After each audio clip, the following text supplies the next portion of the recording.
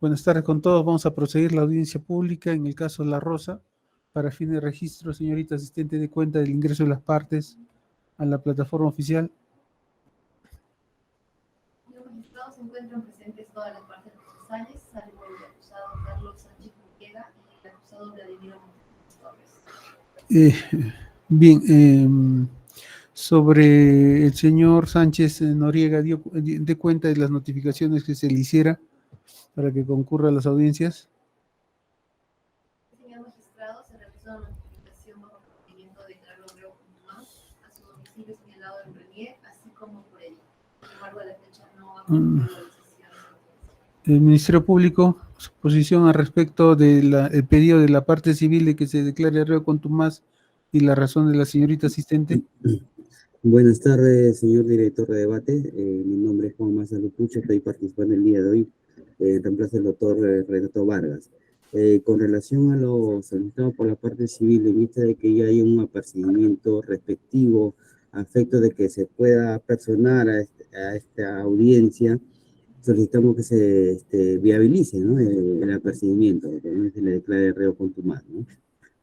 Bien, se va a resolver en la siguiente sesión. Sobre el señor Montesinos, se da cuenta de que está siendo trasladado en estos momentos, en tanto, sin perjuicio de que se informe por parte de sus abogados los alegatos que va a desarrollar, y ya está el señor Montesinos. Entonces, preguntarle al señor fiscal, ¿alguna observación al acta anterior? Ninguna, doctor. Bien, a los abogados de las defensas, preguntarle si tienen alguna observación al acta. Quien la tenga, levanta la mano en la plataforma. Caso contrario, se entiende que no hay observaciones. Se verifica en la plataforma, no hay intervenciones observando el acta, se aprueba con arreglo a ley. Y conforme al estado de la causa, el señor abogado, el doctor Vizurraga, va a hacer uso de su tiempo para el desarrollo de los alegatos de defensa de sus patrocinados. Doctor Vizurraga. Sí, muy buenas tardes, señor editor de debate. Primeramente, ¿se me escucha claro, señor? Perfecto, doctor. Gracias. Señor editor de debates, señores jueces superiores, señor representante del Ministerio Público, colegas de la defensa, señores acusados.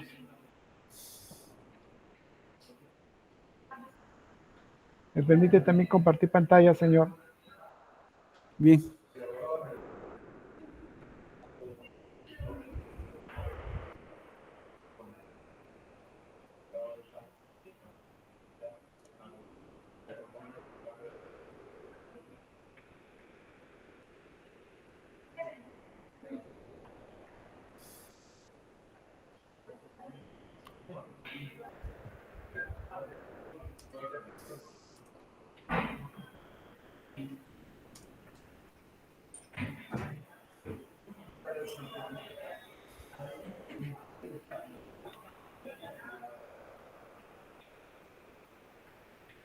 Gracias, señor director de debates.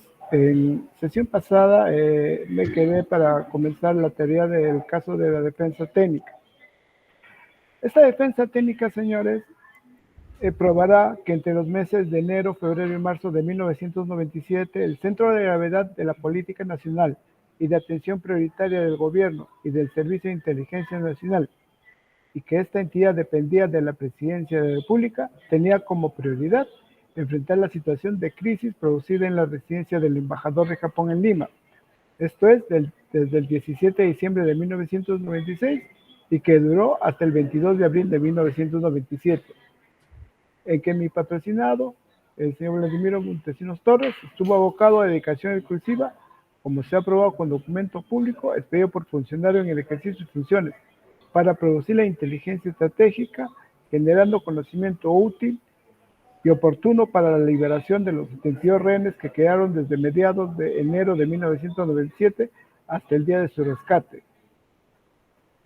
La toma de rehenes en dicho local diplomático fue una noticia de repercusión mundial que atrajo la atención durante los 126 días de toda la prensa nacional e internacional. Vinieron aproximadamente de 3.000 periodistas al Perú para cubrir en tiempo real el día a día de la evolución de esta crisis, que constituyó la segunda noticia más importante a nivel planetario, después de la caída del muro de Berlín en el año de 1989. La tarea que cumplió mi patrocinado y la responsabilidad que le ocupó era de una gran dimensión, que de su trabajo dependía salvar la vida de los rehenes y el prestigio de Perú a nivel planetario, por lo que no tenía más el tiempo mínimo para dedicarse a cualquier otra actividad que no sea la tarea que se le encomendó. Es por eso que durante los 126 días que duró la crisis, mi patrocinado no recibía a nadie en las instalaciones del Servicio de Inteligencia Nacional por la magnitud de la tarea.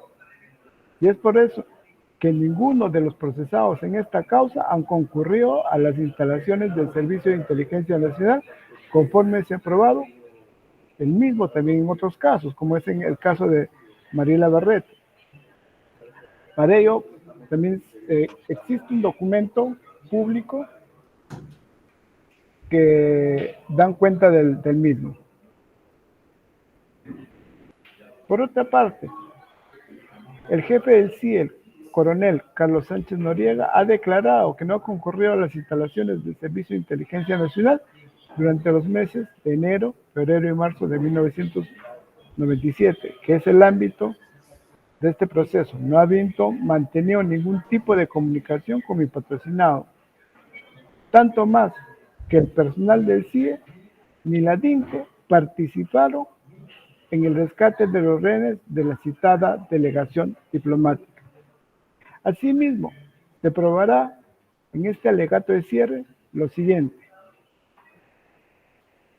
que el 17 de diciembre de 1996, un comando terrorista del MRTA, dirigido por Néstor Serpa Cartolini, asaltó la residencia del embajador de Japón en Lima, tomando a más de 500 rehenes, y el Servicio de Inteligencia Nacional tuvo que adoptar como actividad propia liberarlos. Que para enfrentar dicha situación de crisis que constituía una peligrosa amenaza a la seguridad nacional del Perú, el presidente de la República le asignó a mi defendido Vladimiro Montesinos Torres la tarea de conducir a dedicación exclusiva la estrategia de inteligencia a fin de lograr la liberación de los rehenes de conformidad con los objetivos políticos fijados por el gobierno. Que dicha situación de crisis duró 126 días hasta el 22 de abril de 1997, en que mi patrocinado estuvo enfocado a dedicación exclusiva para mantener la integridad personal y la vida de los 72 rehenes que quedaron y finalmente lograr su liberación, una tarea dura y difícil. Que en abril de 1997, pese a los esfuerzos de mi defendido para lograr la liberación de los rehenes, ante la intransigencia de Serpa Cartolini y las medidas adoptadas por este en contra de los 72 rehenes cautivos, se activó la alternativa de contingencia y el señor Montesinos Torres tuvo la responsabilidad de señalar el día D y la hora H para que el jefe de Estado dé la orden del inicio de las operaciones militares denominado Chavín de Huanta, con la finalidad de liberarlos. Que mi defendido nunca fue a la DINTE ni al CIE durante la referida crisis. Que mi patrocinado como funcionario civil del Servicio de Inteligencia Nacional no tenía mando ni comando sobre ningún personal de la DINTE, del CIE, ni la capacidad de dar órdenes a miembros de la DINTE o del CIE o del Ejército, y estos cumplirlos por ser militares en actividad, que solo obedecen a sus mandos naturales por mandato institucional, legal y reglamentario. Que el plan de operaciones Tigre 96 ha sido un documento de uso interno exclusivo del CIE-2 y que fue ordenado y aprobado por el jefe del CIE, coronel Carlos Sánchez Noriega, que lo autenticó con el criptómino de Damna. Desarrollando la teoría del caso de la defensa técnica, vamos a indicar como primer punto: el comando terrorista del MRTA asalta y toma a más de 500 rehenes en la residencia del embajador de Japón en Lima el 17 de diciembre de 1996.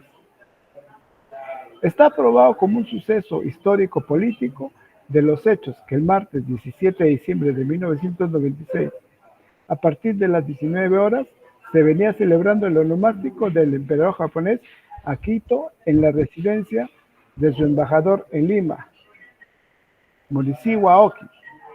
Había mucho más de 500 invitados, entre presidentes de los poderes públicos, ministros de Estado, magistrados de la Corte Suprema, embajadores y diplomáticos de otros países acreditados en el Perú, miembros de las Fuerzas Armadas y de la Policía Nacional, periodistas y personalidades nacionales y extranjeras de los círculos intelectuales, políticos, financieros y empresariales. El todo especialmente acondicionado en el jardín que albergó a toda esa nutrida y selecta concurrencia que partía tranquilamente sin presagiar de lo que sucedería a las 20 horas, momento en que el estruendo de una explosión desconcertó a los invitados, pues iniciaba así el episodio terrorista más dramático y peligroso que durante 126 días captaría la atención del mundo entero, y todo pasó a un segundo plano en el Perú. Siendo aproximadamente las 20 horas, un comando operativo de 14 integrantes de la red terrorista MRTA, bajo el mando de Néstor Serpa Cartolini, debidamente pertrechados con fusiles de guerra AKM, explosivos, granadas de mano, máscaras antigases y hasta un lanzacohete RPG y abundantes municiones, aprovechando las deficiencias en la custodia policial, utilizando el factor sorpresa y manteniendo la iniciativa, asaltó y ocupó toda la residencia del embajador Morishima Aoki, después de haber detonado un artefacto explosivo en la pared de una ONG alemana colindante con el jardín donde se encontraban los invitados, a quien en pocos minutos los redujeron a una intensa balacera y el empleo de gases que los obligaron a echarse en el suelo. El asalto a la residencia del embajador japonés en Lima, con una toma masiva de rehenes, generó en el Perú una situación inédita de crisis, en una misión diplomática extranjera, obviamente con consecuencias impredecibles por el incierto desenlace. De haberse producido alguna muerte de algún rehén japonés, se habría afectado sensiblemente las relaciones diplomáticas entre el Perú y Japón, y frente a este suceso en el país, no se disponía de ninguna experiencia sobre un suceso análogo sucedido en el pasado que sirviera como una lección aprendida, para que en base a ese conocimiento, por comparación retrospectiva, extraer nuevos conocimientos y producir la inteligencia para posibilitar la eficiencia y eficacia en la toma de decisiones. Tarea difícil para mi defendido y que requirió una dedicación exclusiva por la magnitud de la responsabilidad asignada en defensa del Estado peruano. Las exigencias del MRTA se conocieron esa misma noche después del asalto y toma de la residencia. Ello a través de un comunicado número 1, impreso en una hoja con el título Voz Rebelde del MRTA, distribuido a los medios de comunicación del país como del extranjero, en donde se precisa que los rehenes serían liberados en la medida que el gobierno peruano cumpliera con las exigencias siguientes. El cambio de rumbo de la política económica, la liberación de todos los presos políticos pertenecientes al MRTA, el traslado del comando que incursionó en la residencia junto a todos los rehenes del MRTA hacia la selva central con parte de las personalidades capturadas, debidamente seleccionadas y estando en una zona guerrillera cumplirían con liberarlos. Asimismo, la exigencia de un pago de un impuesto de guerra de $100 millones. Adicionalmente a ello, esa misma noche Néstor Serpa Cartolini, al ser entrevistado desde el interior de la residencia por radioprogramas del Perú, advirtió que procederían a ejecutar al canciller Francisco Tudela en un plazo de 24 horas si el gobierno no cedía a sus exigencias del MRTA. El SIN, según los protocolos de seguridad, se inició el bloqueo de cierre. Para ello, nadie saldría ni ingresaría a sus instalaciones mientras dure la situación de crisis, salvo el presidente de la República y quienes vinieran con él, pues tenía un despacho alterno para tomar decisiones en temas de seguridad y defensa. Las puertas de acceso y salida de SIN fueron cerradas electrónicamente. Para salir o entrar se requería la autorización del área encargada de la seguridad de las instalaciones que tenía el control electrónico. Ahora, como punto 2, la tarea asignada por el presidente de la República, mi patrocinado, para enfrentar esta situación de crisis que afectaba la seguridad nacional.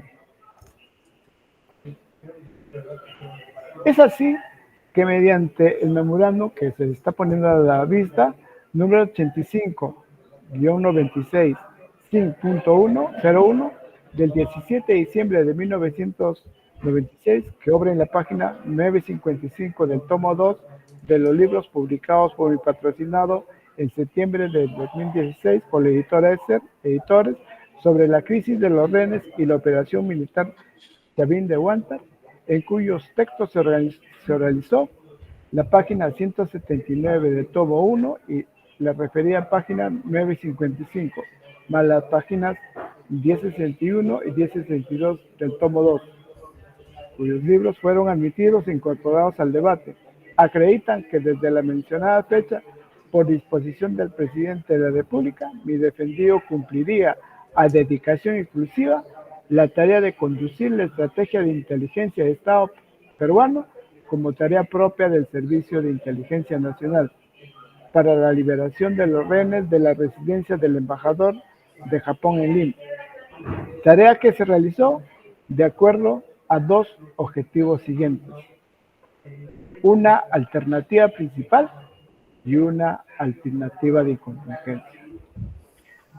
Basándonos al primer punto, para brindar la inteligencia actualizada y oportuna, asesorando al jefe de Estado como al interlocutor del gobierno con el MRTA para la búsqueda de una solución pacífica. Esto como alternativa principal. Segundo, para producir simultáneamente la inteligencia precisa, oportuna, eficaz y de mejor calidad sobre una alternativa de contingencia a través de una solución militar con la unidad de intervención contraterrorista de la Fuerza Armada. Adicionalmente, a dicha tarea mi patrocinado tuvo durante los 126 días las responsabilidades siguientes: la construcción de una réplica de la residencia del embajador de Japón en Lima con sus respectivos túneles en el distrito de Chorrillos durante los meses de enero, febrero y marzo de 1997, para que las fuerzas especiales ensayen la operación de rescate en un inmueble similar. Negociación con los propietarios sobre el alquiler mensual de las casas aledañas a la residencia y supervisar desde dichos inmuebles la construcción de los 4 túneles por los mineros traídos de Ayacucho y Cerro de Pasco para su implementación durante los meses de enero, febrero y marzo de 1997. Asimismo, encargarse de la alimentación y bienestar de los mineros durante los meses de enero, febrero y marzo de 1997, mientras construían los túneles y mantener la comunicación con sus familiares para evitar reclamos a través de cartas que debían ser revisadas, pues podría revelarse su trabajo. Asimismo, ser el nexo entre los rehenes y sus familiares durante los 126 días de crisis. Asimismo, encargarse de suministrar y supervisar a través de la Cruz Roja Internacional la alimentación 3 veces al día, tanto para los rehenes como para los 14 miembros del MRTA durante los 126 días. Asimismo, encargarse y supervisar la salud física y emocional de los rehenes, proporcionando a través de la Cruz Roja Internacional las medicinas que recomendaban los médicos de dicho organismo internacional. Esto apoyado por los psicólogos y psiquiatras operacionales del Servicio de Inteligencia Nacional. Asimismo, de revisar las cartas que 3 veces al día remitían los rehenes a sus familiares y las respuestas de estos a los cautivos, para ir midiendo el estado de salud emocional de todas las partes que se iba progresivamente deteriorando por las condiciones infrahumanas en que se encontraban los rehenes. Asimismo, mantener contacto a través de las cartas que el rehén de criptónimo Águila remitía a su esposa de criptónimo Luciérnaga, utilizando las tintas simpáticas y la escritura invisible, remitiendo valiosa información de fuente humana a mi defendido. Asimismo, supervisar el ingreso de diversos micrófonos inalámbricos en varias especies a las residencias, como en una guitarra, en una Biblia, en cuadros, en termos, en crucifijos y otros para obtener durante los 126 días información de fuente electrónica. Asimismo, mantener relaciones de cooperación con los servicios de inteligencia de Japón, Estados Unidos y Bolivia, que tenía como rehén a su embajador en el Perú. Asimismo, asesorar personalmente como experto en negociación para casos de toma de rehenes al interlocutor del gobierno con el MRTA, en este caso, el ministro de Educación, don Domingo Palermo, con la intervención de la Comisión de Garantes y acompañarlo durante todas las conversaciones para ir midiendo el perfil y la línea de pensamiento de Néstor Serpa Cartolini y Rolly Fernández. Como punto 3, abril de 1997, los últimos esfuerzos de mi defendido para solucionar la crisis a través de un proceso de conversaciones con el MRTA y la Comisión de Garantes. La intransigencia de Serpa Cartolini, se activó la alternativa de contingencia.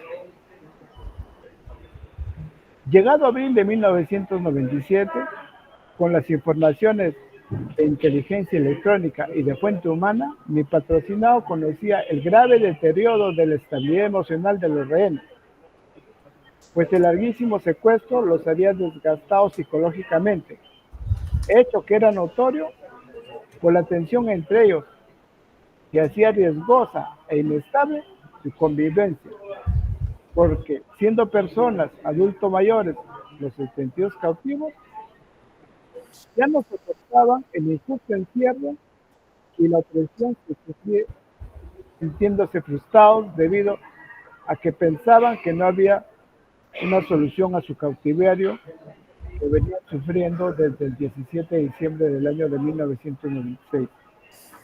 Esto explica el nuevo plan de fuga que pretendían implementar y que mi patrocinado evitó en salvaguarda de sus vidas.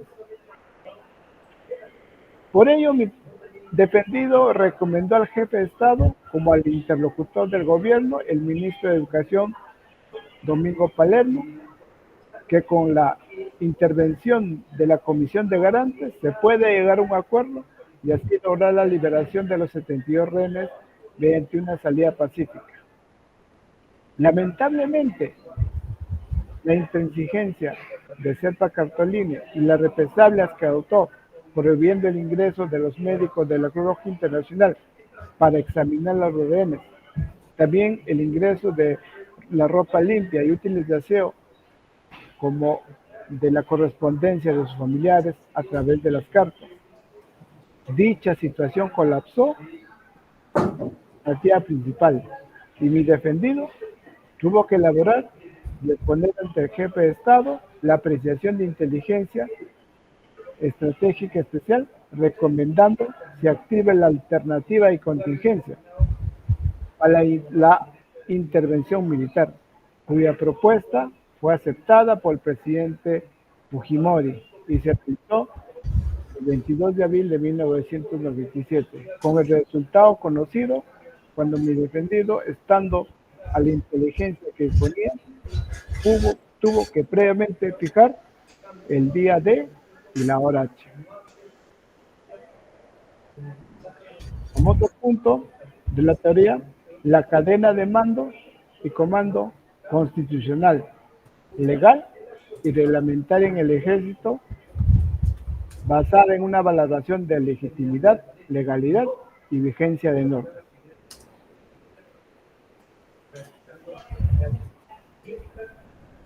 Ahí podemos ver cómo es jerárquicamente está constituido el Estado. En este caso, el presidente de la República como jefe supremo de las Fuerzas Armadas. Bajo su mando está el ministro de Defensa, bajo su mando el Comando General del Ejército, bajo su mando el jefe de Estado Mayor General del Ejército, bajo su mando el director de inteligencia y por último el jefe del Servicio de Inteligencia Nacional. Esto en base a los reglamentos y las leyes constitucionales de este Estado. Por mandato del artículo 168 de la Constitución, las leyes y reglamentos respectivos regulan la organización interna, funciones, preparación, empleo y disciplina de las Fuerzas Armadas, en cuyos componentes es el Ejército de Perú, siendo esa la cadena de mando y comando en dicha institución castrense, en donde no aparece ni figura el Servicio de Inteligencia Nacional, por ser un organismo de la administración pública integrada por civiles, que no pertenece a las Fuerzas Armadas ni al sector defensa. Además,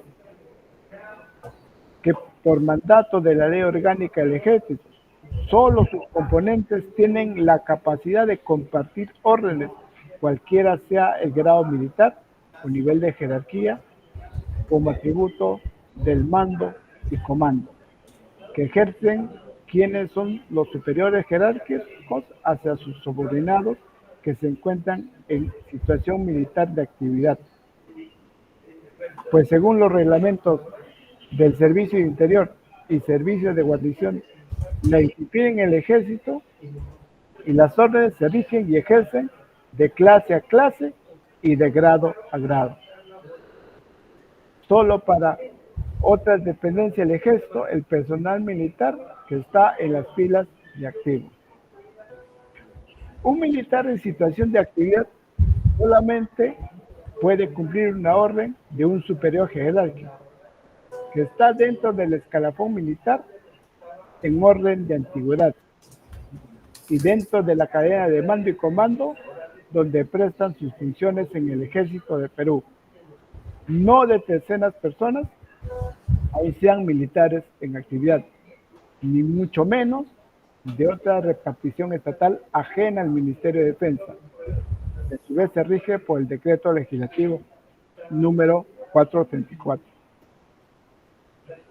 La Ley Orgánica del Ejército, regulada por el Decreto Legislativo 437 y que tiene esa categoría por mandato y nivel señalado por el artículo 106 de la Constitución, establece la estructura organizacional interna y las funciones de cada uno de sus componentes del Ejército, como entidad del Estado del sector de defensa, de donde forma parte la Dirección de Inteligencia del Ejército, conocida como la DINTE, y el también Servicio de Inteligencia del Ejército, conocida como CIA.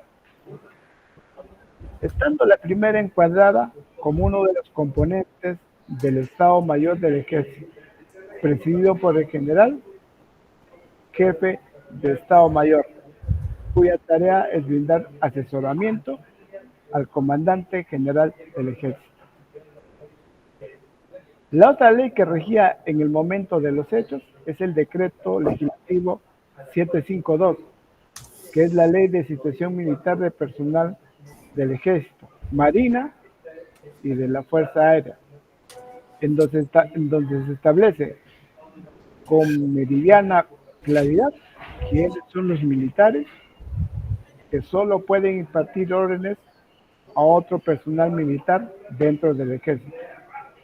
Para lo cual, estando lo dispuesto por el artículo 4 de dicho decreto legislativo, debe tener grado militar obtenido en la escala jerárquica establecida en la Ley Orgánica del Ejército, conforme a la correspondiente Ley de Ascensos y su reglamento. Por eso, para poder dar una orden a un militar dentro de la cadena de mando y comando, el primer requisito legal es que la orden parta de un militar que está en situación de actividad. En segundo lugar, debe tener grado militar conforme al artículo 4 antes mencionado, y en tercer lugar, que la orden sea lícita. Por otro lado, están vigente el decreto legislativo 743, la ley del sistema de defensa nacional. Artículo 11, el servicio de inteligencia nacional es uno de sus componentes, independientemente del otro componente, el Ministerio de Defensa. Y según el artículo 16, es el jefe de dicho servicio de inteligencia, tiene funciones propias y separado de los ministros de Defensa y del Interior como responsables de sus respectivos sectores. Además, en el artículo 19 se precisa que el SIN se rige por su ley y reglamento, marcando la diferencia que no es un organismo de las Fuerzas Armadas ni pertenece al Ministerio de Defensa. Asimismo, la Directiva Única de Funcionamiento del Sistema de Inteligencia del Ejército, conocida como DUFCIDE, aprobada en 1994 por el Comandante General del Ejército y que estuvo vigente en 1997. Patrocinado como miembro del Servicio Nacional de Inteligencia, no tenía ninguna participación o ser informado de las diversas actividades realizadas tanto por la DINTE como por el CIE, en razón de que el SIN dependía de la Presidencia de la República y no del sector defensa, pues no existe una relación de subordinación entre la DINTE y el CIE con el SIN, sino funcional por el canal de inteligencia. Por su parte, el Servicio de Inteligencia Nacional se regía por el Decreto Ley 25635 y su reglamento normado por el Decreto Supremo número 065-DE/SG. Conforme a estas normas legales, todo el personal del SIN, incluyendo a mi patrocinado, por el mandato del artículo 40 de la Constitución que regula la carrera administrativa de los servidores públicos del Estado peruano, que no sean militares ni miembros de las Fuerzas Armadas, se regían por un plan de carrera que fue aprobado por el Decreto Supremo número 093-92-PSM, que es el reglamento de la carrera personal de inteligencia del SIN, estando a lo dispuesto por el artículo 16 de dicho decreto ley. Con todo este marco normativo, señores, que tiene sustento constitucional, legal y reglamentario, está aprobado que el SIN no era una entidad de las Fuerzas Armadas, ni mucho menos dependía del Ministerio de Defensa, sino de la Presidencia de la República, por mandato del artículo 7 del Decreto Ley 25635 y administrativamente del Presidente del Consejo de Ministros, de conformidad con lo dispuesto por la Ley Orgánica del Poder Ejecutivo y el Decreto Legislativo 560. En consecuencia, los miembros del SIN, para el cumplimiento de sus funciones, se regían por disposiciones y directivas que regulan en la administración pública al ser ciudadanos civiles. Por tanto, los términos mando y comando no les son aplicables porque son de uso exclusivo en las Fuerzas Armadas, ni tampoco a sus integrantes, miembros del CIN. No tenían la facultad legal de impartir órdenes a personal del ejército en situación militar de actividad, que pertenecieron a la DINTE y al CIE. En línea jerárquica ascendente dependían solo del jefe del Estado Mayor del Ejército y no del CIN. Bajo dicho marco que regían las actividades del Servicio de Inteligencia Nacional, por lo que resulta un graso error la teoría postulada por la Fiscalía que cuando mi patrocinado ordena la realización de la tortura a la agraviada, se utilizó una estructura de mando que provenía desde el CIN, prácticamente facturado por mi defendido, y que incluía a la DINTE y al CIE, y este último elaborar los informes de inteligencia, los cuales elevaban al CIN, al ser el ente rector del SINA, llegó hasta los ejecutores finales. El hecho que el CIN haya sido ente rector de inteligencia, ello no implica de ninguna manera que se le haya otorgado mando y comando, ni la facultad de dar órdenes a personal de la DINTE y el CIE, y sobre los diversos órganos de inteligencia de las Fuerzas Armadas y de la Policía Nacional, que manteniendo su autonomía, dependen en cada uno de sus sectores y de sus mandos naturales que ejercen el comando institucional y dependían del sector de defensa, interior, relaciones exteriores. Es tal y como hoy sucede con la Dirección Nacional de Inteligencia, la DINI.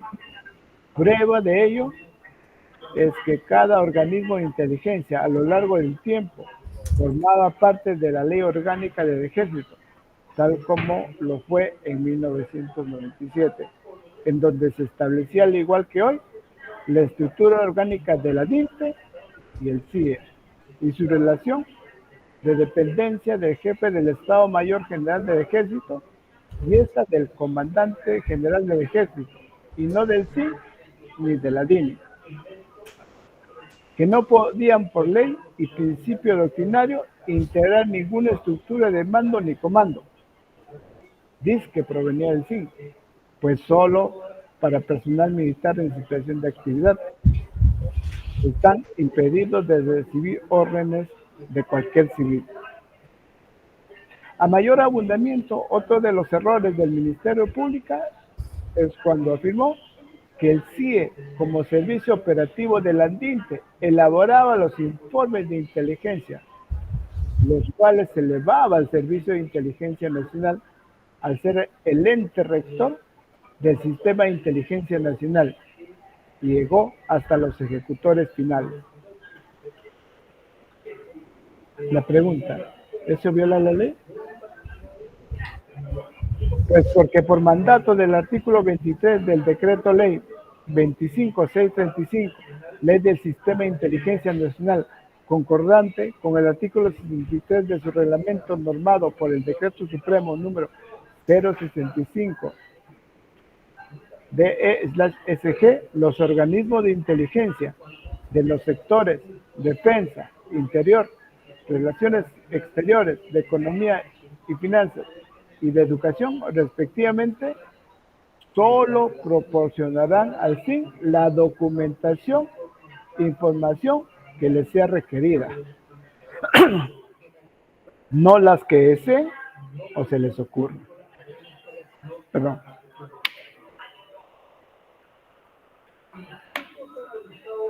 Por tanto, el CIE no podía elevar al CIN ningún informe de inteligencia por imperio de la ley. Eso es mandato de la ley, que no son órdenes. De modo, cuando el señor fiscal, para tratar de corroborar su tesis acusatoria, se ampara en una declaración instructiva del señor Carlos Sánchez Noriega, quien declaró erróneamente que los pedidos del sí son órdenes. Eso no es verdad, pues el cumplimiento de un mandato de la ley no obedece ninguna orden. Por lo tanto, no ampara la teoría del Ministerio Público ni lo señalado por el citado coronel para que por el mandato de la ley es una orden en línea de procedimiento militar. Ahora, ¿cuáles son los órganos de inteligencia del sector defensa? En el sector defensa estamos con la Dirección de Inteligencia del Ejército, conocida como la DINC, la Dirección de Inteligencia de la Marina de Guerra, la INTEMAR, la Dirección de Inteligencia de la Fuerza Aérea, conocida como la CIFAP. Los servicios de inteligencia de cada uno de los tres órganos de inteligencia del sector defensa, entre ellos del CIE, como órganos de búsqueda de información, todo lo elevan sus informes de inteligencia a sus instancias jerárquicas superiores institucionales, por imperio de la ley, no al Servicio de Inteligencia Nacional, como erróneamente ha sostenido la Fiscalía en su teoría. A continuación, se precisará qué significa el canal de mando y comando en el Ejército y la diferencia con lo que es el canal de inteligencia, que es para el Sistema de Inteligencia Nacional. Para ello, primeramente, vamos a definir qué es el canal de mando y comando en el Ejército. Según lo dispuesto en el artículo 168 de la Constitución, las leyes y reglamentos respectivos determinan las funciones, las especialidades, la preparación y el empleo normado, la disciplina en las Fuerzas Armadas. Por ello, para conocer con precisión el significado del término canal de mando y comando en el Ejército del Perú, se recurre a la definición que se da a dicho término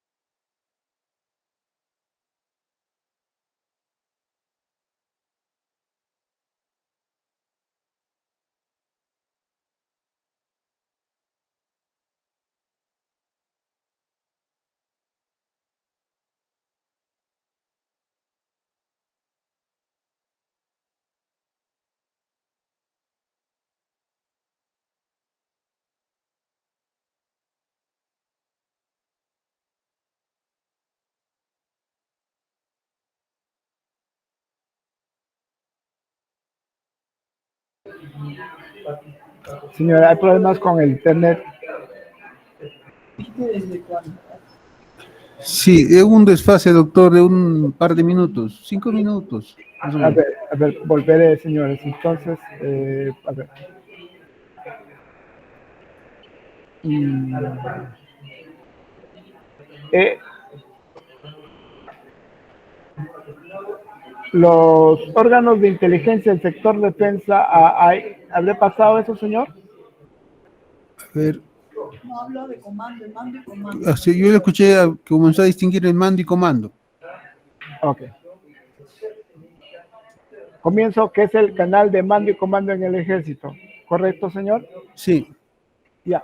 Bueno, según lo dispuesto en el artículo 168 de la Constitución, las leyes y reglamentos respectivos determinan las funciones, las especialidades, la preparación y el empleo normado, la disciplina en las Fuerzas Armadas. Por ello, para conocer con precisión el significado del canal de mando y comando en el Ejército del Perú, se recurre a la definición que se da a dicho término en uno de sus reglamentos. Para ello nos basamos al diccionario de términos militares del Ejército. Ahora veamos. El canal de mando y comando lo define. Es el conducto regular que siguen las comunicaciones y órdenes entre las autoridades militares que se dan de clase a clase y de grado a grado, de superior a inferior jerárquicamente.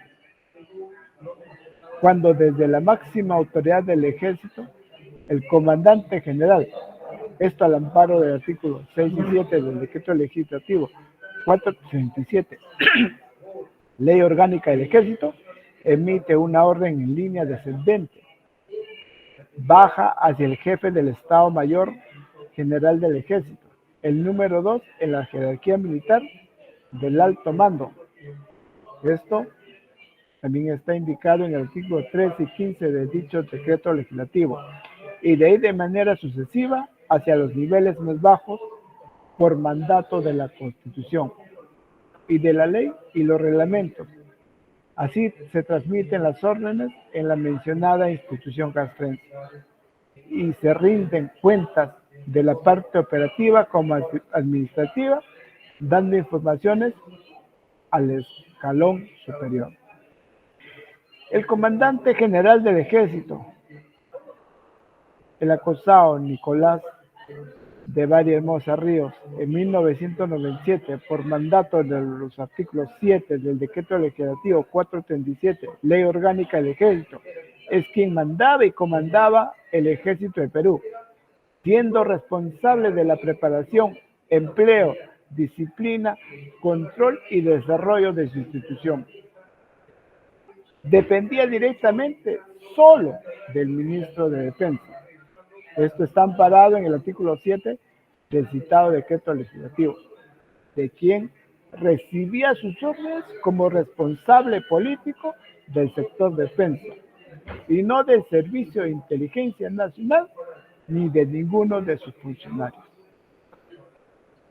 Es por eso que en la cadena de mando y comando del ejército y en la estructura organizacional normada por el decreto legislativo 437, no aparece el Servicio de Inteligencia Nacional, pues no era un organismo que haya pertenecido a la estructura orgánica interna del Ejército del Perú, ni al Ministerio de Defensa, ya que por mandato del artículo 7 del Decreto Ley 25635, Ley del Sistema de Inteligencia Nacional, dependía directamente del Presidente de la República y administrativamente de la Presidencia y Consejo de Ministros, por disposición del Decreto Legislativo número 560, Ley del Poder Ejecutivo.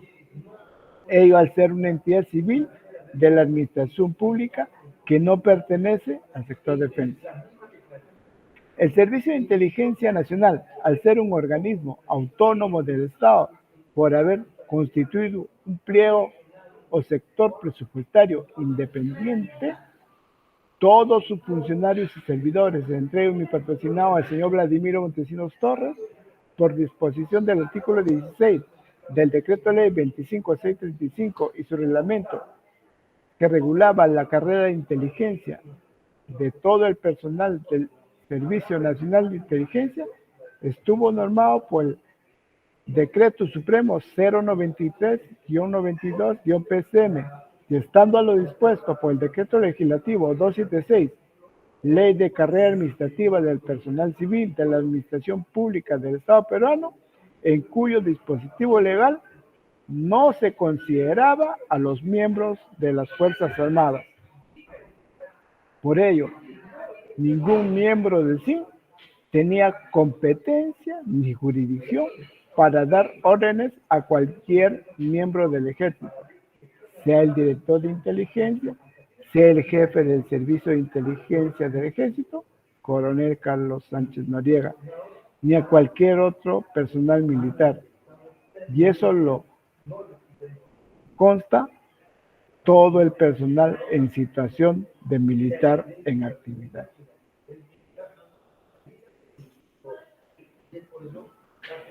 Se está pasando unas diapositivas de lo que se ha indicado, que la ley orgánica del ejército lo que indica.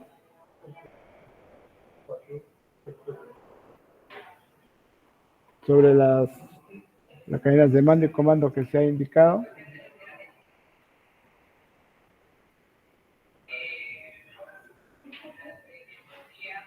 Ahí está la estructura orgánica del ejército, donde no aparece ninguna de esas ramas, pues la jerarquía o la conexión con ay, perdón. ¿Me permite, señor? Medio minuto, voy a poner las diapositivas.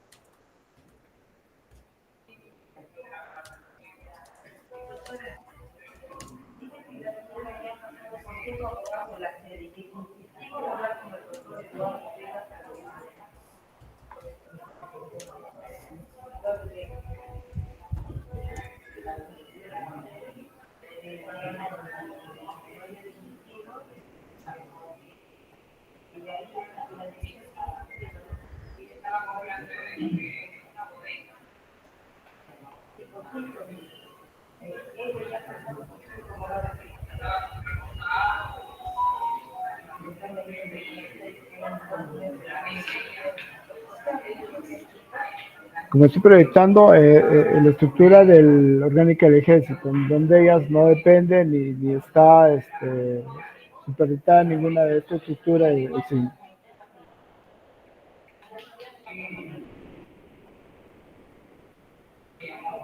Asimismo, las relaciones del sistema de inteligencia del ejército con los órganos superiores de inteligencia.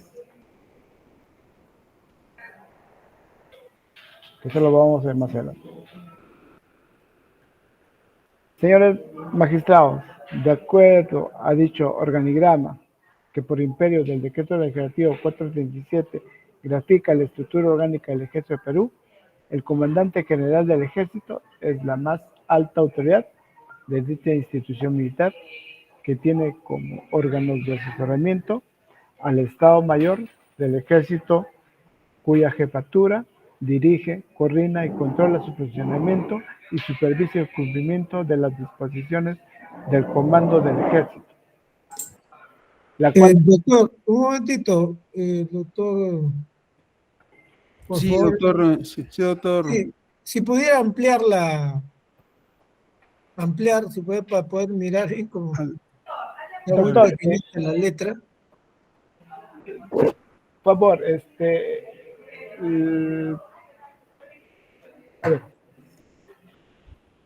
a ver.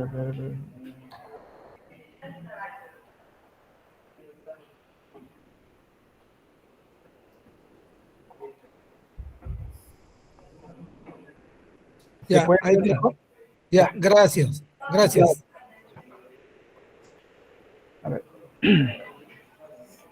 Doctor, solamente me permite medio minuto, como también estoy viendo otro colegiado, van a entrar a una audiencia, quisiera pasarle el link de la otra audiencia a un colega para que cumpla con esa Bien, un disposición. receso de 5 minutos, ¿está bien? Por favor, doctor. Bien, un receso de 5 minutos, señora presidenta.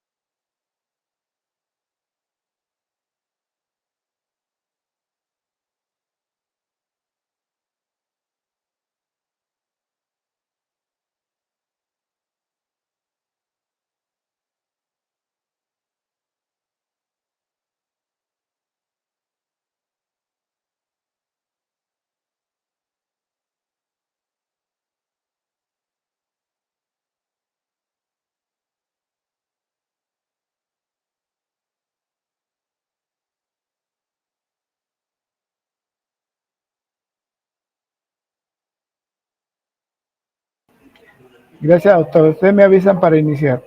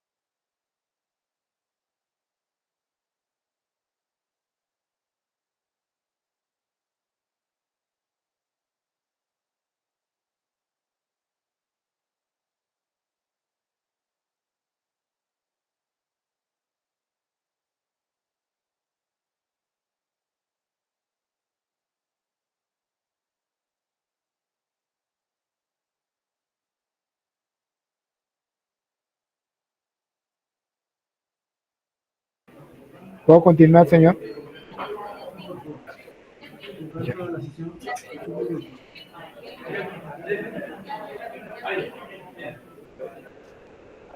Gracias. Por tanto, en 1997, conforme a dicho reglamento legislativo, el DINTE era el oficial general quien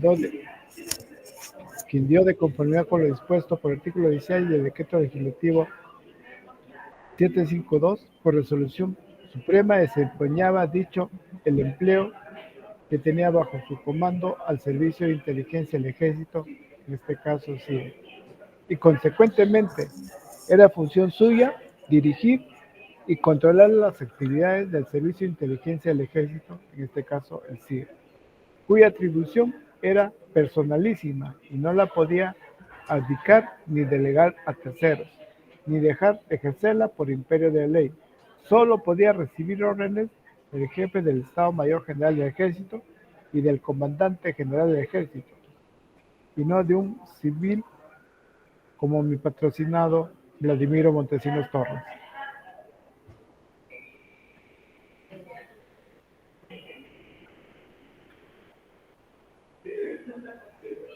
De acuerdo a este organigrama, podemos apreciar objetivamente que en 1997, por imperio de la ley, los órganos del Servicio de Inteligencia del Sector Defensa son la Dirección de Inteligencia del Ejército DINTE, como cabeza del Sistema de Inteligencia del Ejército, CIDE, y la Dirección de Inteligencia Naval, DIN, como cabeza de inteligencia de la Fuerza Armada, CIAR, y C, la Dirección de Inteligencia de la FAP, conocida como DIFAP, como cabeza del Sistema de Inteligencia de la FAP.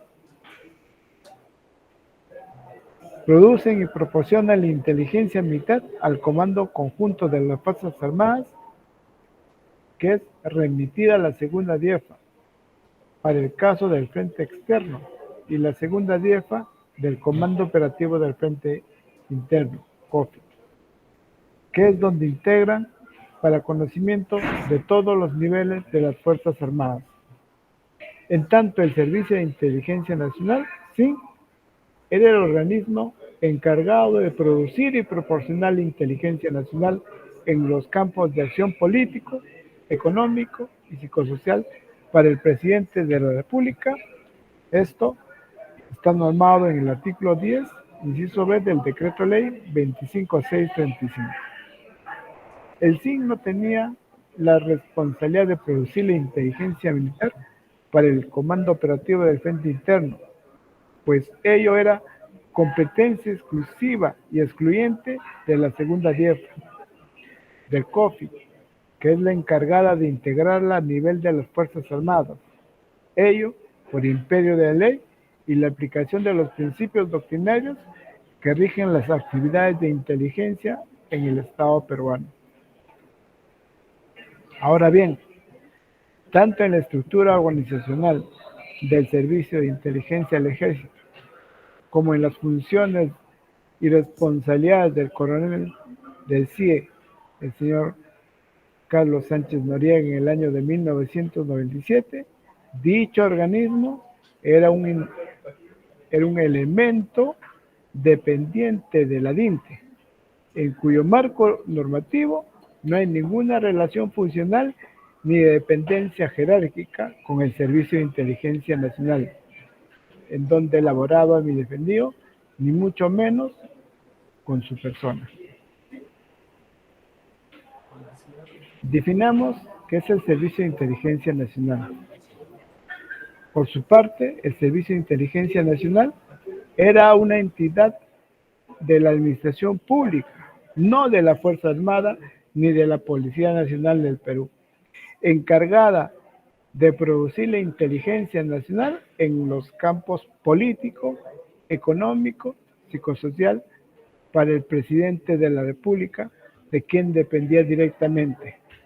Esto está normado en el artículo 7 del Decreto Ley 25635, Ley del Sistema de Inteligencia Nacional, constituyendo un sector presupuestario autónomo, amparado en el artículo 14 del acotado Decreto Ley. y no tenía ninguna relación con la Dirección de Inteligencia del Ejército o con el Servicio de Inteligencia del Ejército, que son órganos de inteligencia del sector defensa. Esto lo indica el artículo 6, inciso B, del superdicho decreto ley. Ni con la Comandancia General del Ejército, que dependía del Ministro de Defensa, artículo 7 del decreto legislativo 437. Las funciones de mi patrocinado como miembro del CIN estaban normadas por el artículo 18 del decreto del reglamento de la organización y funciones del Sistema de Inteligencia Nacional, que fue aprobada mediante decreto supremo 065-DE/SG del 11 de septiembre de 1992, en donde establecía que debía formular informes, análisis y apreciaciones de inteligencia estratégica a nivel de Estado en los campos político, económico, psicosocial, generando conocimiento útil y oportuno para el presidente de la República sobre los escenarios de riesgo y amenazas a la seguridad y defensa del país, debiendo además emitir opinión con respecto a los asuntos que se someten a su consideración en materia de su competencia, proponiendo las sugerencias y recomendaciones del caso y cumplir aquellas otras tareas que les fueran asignadas por el primer mandatario, de conformidad con lo dispuesto por el artículo 10, inciso E, del Decreto Ley 25635. Por mandato del Decreto Ley 25635 y su precitado reglamento, las funciones que desempeñaba mi patrocinado no tenían nada que ver con las funciones del Servicio de Inteligencia del Ejército, ni con las de la Dirección de Inteligencia del Ejército, que eran organismos del Ejército de Perú, que formaban parte de los órganos de inteligencia del sector defensa, por mandato del Decreto Legislativo 434 y del artículo 6, inciso B del superdicho Decreto Ley. Tanto más que mi defendido, como miembro civil del sistema del Servicio de Inteligencia Nacional, no tenía facultad de dar órdenes a ningún miembro del Ejército de Perú, ni estos cumplían, pues solo obedecen a sus mandos superiores. De todo lo precedente expuesto, no existe en autos medios de prueba que sirvan como elementos de convicción, en donde consta fehacientemente que mi patrocinado, el señor Vladimiro Montesinos Torres, como miembro del Servicio de Inteligencia Nacional, haya ordenado al señor Carlos Sánchez Noriega la tortura de la agraviada en las instalaciones del Servicio de Inteligencia del Ejército en San Borja, distantes a las instalaciones del Servicio de Inteligencia Nacional, ubicado en el distrito de Surco, Las Palmas. No existe ningún audio, ningún video, ninguna declaración testimonial que pruebe esa imputación del Ministerio Público, pues debe constar en cualquier clase de documento la dación de una orden, pues en el Ejército las órdenes deben ser escritas, pues la Fuerza Armada, por mandato del artículo 168 de la Constitución Política, se rige por leyes y reglamentos. Y en el reglamento del Servicio del Interior del Ejército especifica que las órdenes deben ser escritas dentro de la cadena de comando, situación que no se ve en el presente caso, pues no hay prueba que acredite la decisión del coronel Sánchez Noriega como jefe del CIE para torturar a la agraviada, como postula el representante del Ministerio Público. La sentencia que el Ministerio Público sustenta su imputación es por los hechos del año de 1991, conocido como el caso de Barrios Altos, y en la Ejecutoria Suprema recaída en dicha causa, establece que la asociación ilícita cesó cesó sus actividades en noviembre de 1992. Entonces, ¿cómo puede aplicarse para hechos de enero y febrero de 1997, que es el ámbito temporal de este proceso penal? Ello viola el principio de legalidad como el debido proceso. Finalmente, cabe señalar que no existe ninguna relación de comando ni de subordinación entre el Servicio de Inteligencia del Ejército con el Servicio Nacional de Inteligencia. El CIE no tenía ninguna relación de dependencia con el CIE, estando a lo dispuesto por el Decreto Ley 25635 y su reglamento Decreto Supremo 065-PSM. En los delitos denominados aparato de poder por dominio de la voluntad, debe acreditarse con documento de cualquier índole la orden a los interpuestos o a los autores directos, como en este caso. En el presente caso, ¿dónde consta la orden y a quién se la dio? Tanto más que el acusado Sánchez Noriega ha reconocido que no fue a las instalaciones del Servicio de Inteligencia Nacional durante los meses de enero, febrero de 1997 y que mi patrocinado Montesinos Torres nunca fue a las instalaciones del Servicio de Inteligencia del Ejército.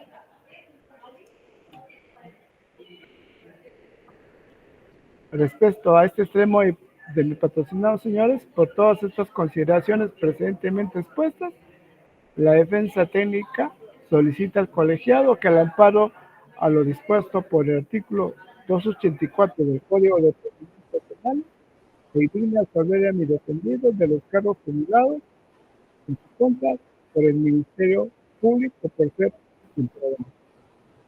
Doctor Luis Urraga, ya concluyó su intervención. Una consulta respecto a lo último. Ha hecho referencia que la asociación ilícita en la sentencia del caso Fujimori, AD 19-2001, la asociación ilícita se ha establecido, la asociación se había establecido hasta noviembre del... Señor director de Bates, le escucho muy bajito, señor director de Bates. Perdón.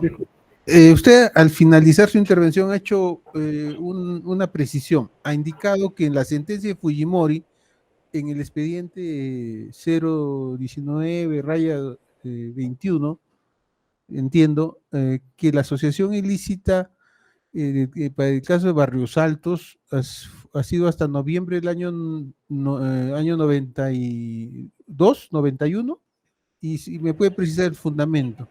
92, señor, fecha en que según ya lo ha indicado el ejecutorio, son las funciones de este denominado Grupo Colina. De la existencia, la duración del Grupo Colina. Sí, señor. Y eso es lo que ha llamado colisión el señor representante del Ministerio Público en su requisitoria, señor. Ya entendí. Listo. Señor director de Bates, ahora voy a pasar a un último punto de la excepción de petición que estamos planteando. Es un poco largo, señor. Yo no sé si ya puedo avanzar o lo dejamos para que sea un solo bloque en la próxima audiencia. Bien, doctor. Para que sea un solo bloque y no se pierda el sentido, la siguiente sesión para jueves 2 de noviembre de 11 a 1. Bien. Está clara la fecha, jueves 2 de 11 a 1. Todos convocados. Doctor, sí. Doctor, no creo que sea posible. Hay una audiencia justamente suya, de usted. Doctor Verapinto. Sí, lo he escuchado, doctor. A ver. Sí, hay una audiencia justamente de usted. Me preguntaron de qué hora puede ser y yo le dije de 11 a 12. De 11 a 12. Me está diciendo el 2, doctor, ¿no? ¿Qué audiencia que se cruza? nosotros, no, él no está diciendo eso, él está diciendo... A ver si puede coordinar con Sí, las... sí, un momentito. A ver, señorita, dé cuenta, a ver. El doctor está diciendo que le han informado a ustedes que el doctor Verapinto tiene otra audiencia que se le cruza. Entonces, no, ¿Cuál es la que se cruza? En la mañana. No, pero en la mañana no, pues. Estamos diciendo de 11 a 1. ¿Hay algo que se cruce de 11 a 1? No. Entonces, pues, Entonces, pues, eso da razón. no. Da razón, Chema. Sí, doctor Ruiz. A ver. Sí, doctor Ruiz, buenas tardes. Se había coordinado en la mañana para que se No se escucha. agende la siguiente ¿Se sesión. escucha, doctor Percy? Sí, ya. justamente le había indicado a la señorita de 11 a Espere. 12, porque me llamó. Sí. No sé si es este caso o es otro. Sí, doctor Ruiz, es este caso. De 11 a 12 me indicó que tenía audiencia de 12 a 1, ya que el doctor Verapinto tiene audiencia de 8:30 a 10. Sí, está bien, de 11 a 12, sí es lo que le indiqué. Bueno, es el mismo caso. Ya. Mamerita. Ah, sí. Y el doctor no puede de 10 a Sí, el 1. doctor me dice que no puede. No puede de 10 a 1. Sí, doctor. Él es el que Claro. dice que no puede, pero Eso. eso no es así. Sí. La gente está Ya, ahí. a ver, vamos a hacer una aclaración. ¿Cuál es la agenda del día jueves? A ver, por favor, dame cuenta. La agenda, el jueves. Sí, ¿Cómo doctor. es el jueves? ¿Cómo De está? 8:30 a 10 está Mamerita, doctor. Ya. De 10, y de 10 a 1. De 10 a 11 está libre, doctor. Ah, de 10 a 1. Para el doctor Verapinto está libre de 10 a 1. Entonces, la audiencia esta podríamos hacerla de 10 a 1. Sí, lógico. doctor. Sí, Ya, ¿y por doctor. qué no la hacemos de 10 a 1? Pues el doctor Ruiz tiene actividades. me indica. Ya, esta audiencia, doctor Ruiz, la podemos hacer de 10 a 1. Entonces, me indica la señorita que usted no puede hacer de 10 a 1, sino de 11 a 12. 11 a 12. Sí, ¿Correcto? sí, ¿cuánto requiere el doctor? Ahí está el doctor, ¿no es Ya, cierto? está, Vizurraga. ya, ahora con esa aclaración, doctor Vizurraga, ¿cuánto tiempo usted necesita? Porque nosotros tenemos ahí 3 horas. Doctor, un par de horas y lo acabo porque son 2 procesados. Terminé mi Ya. patrocinado. Entonces, le pediría en todo caso, doctor, que sea de 10 a 12, porque... Ya, perfecto, no, doctor. Perfecto. Entonces, con esa aclaración del señor, del doctor Ruiz y la siguiente asistente, vamos a indicar que la siguiente sesión es el día 2 de noviembre en el horario de 10 a 12. Oportunidad Ya. que el doctor Vizurraga terminará la defensa, los alegatos de defensa de su patrocinado. ¿Cuál es su otro patrocinado, doctor? El señor Hermosa Ríos, señor. El señor Hermosa Ríos. Bien, todos convocados para esa fecha bajo los mismos apercibimientos de ley. Señores, muy buenas tardes con todos. Señor, ¿me permite continuar con la conexión con el señor Montesino, por favor? ¿Se puede? ¿Está bien? Porque a las 4 tengo... Sí, sí se puede. Sí. Entonces, señorita asistente, de facilidades para la conferencia con su cliente, el doctor Vizurraga. Ya. Buenas tardes.